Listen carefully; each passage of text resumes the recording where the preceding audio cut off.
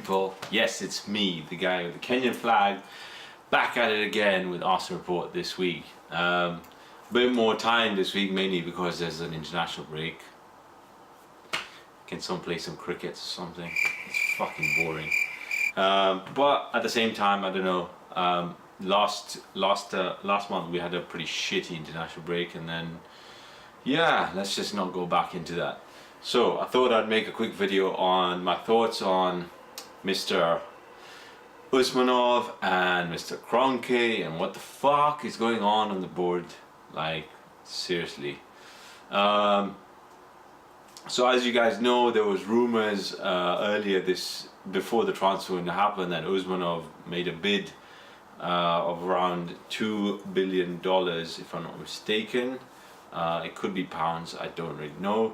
To Kroenke for the whole ownership of the club, mainly buying his shares, which were like amounting to 67%.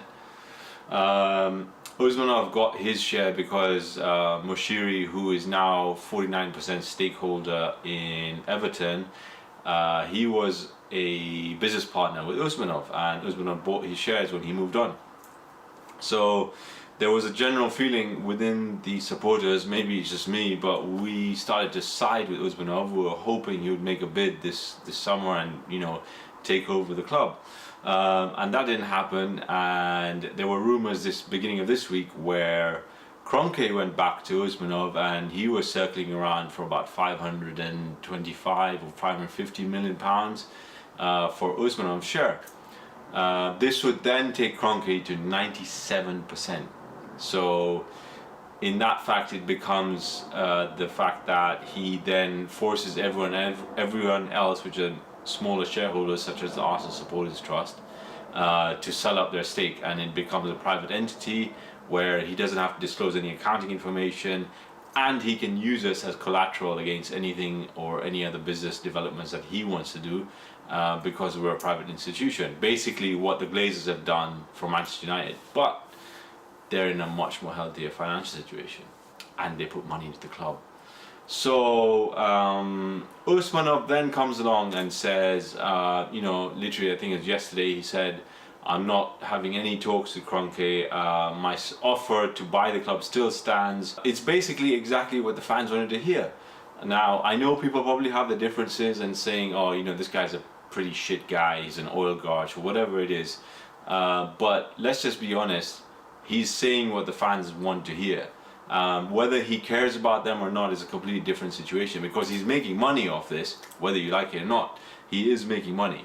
Even if it's 30-odd%, he's still raking in a decent price. And the value, as you've seen the accounts in the last week, Arsenal is definitely going up. It's a positive sign. However, a lot of people on Twitter I've been seeing, or social media for general, have been very against and saying, oh, what the hell is the point? Like, even if Usmanov takes over, he's probably worse.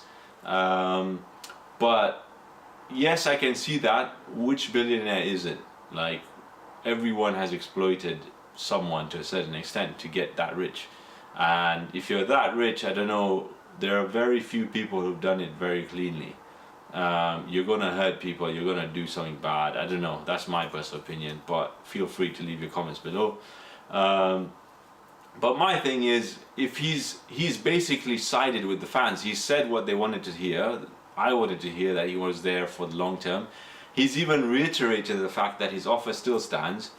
A Guardian piece earlier this week actually pointed out, when these rumors came out about Kroenke buying Usmanov out, that they mentioned a consortium of some sort, and it's been mentioned a few times that there's a few individuals who have a close affiliation with the club who have finally got the financial backing and the muscle. Now, these guys apparently fished around the last year. They've put in 3 bids, which none of them were taken seriously. What I would say is, interestingly, in Usmanov's statement, in his last sentences, he did say, if I find a group of people who align with my objectives, I would be tempted to sell. So this is a key thing. I think people need to watch out for this. I don't know who these people are. I have no clue. I don't know what your rumors are.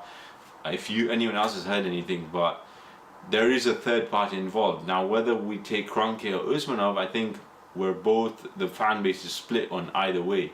However, if it does come to fruition that the third group or consortium come through, then who knows, we might even be in a better position. So I personally think I really want Usmanov to take over, whether it's fully or at least get him a seat at the board, because I genuinely think he can make a difference. I still think he has a contact with David Dean, who I feel he's going to try bringing back, and I think he wants to win things. Like, Kroenke is not putting any money into the club. He never says anything. Like, obviously the fans are going to side with Usmanov when he actually says something in public, like a statement. Kroenke doesn't even do that. Like, that's my issues. Like, people are saying this like it's a bad thing, but to me it seems he has a vested interest. He wants to win things. Who's going to say no to that?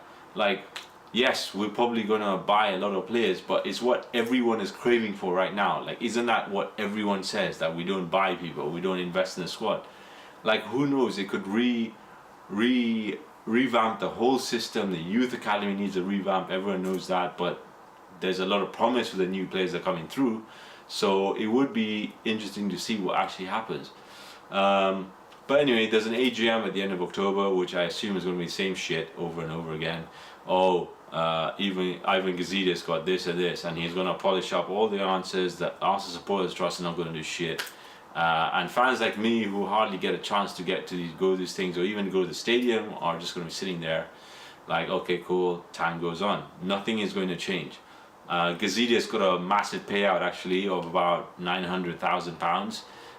Probably one of the best CEO positions globally, of absolutely doing nothing, getting shit sponsorship deals, dropping to the Europa League, and 5th place finish, and rewarding Arsene Wenger with a 2-year contract. So that's your Arsenal for the day. That's my thoughts. I don't know what you guys think. Drop your comments below, subscribe, follow me on Twitter, KAYDOTU, K.U. Let's have a conversation. Happy to talk about it. Let's see what goes on. But hope your international break is going well, and we'll pick it up soon. Hopefully something happens.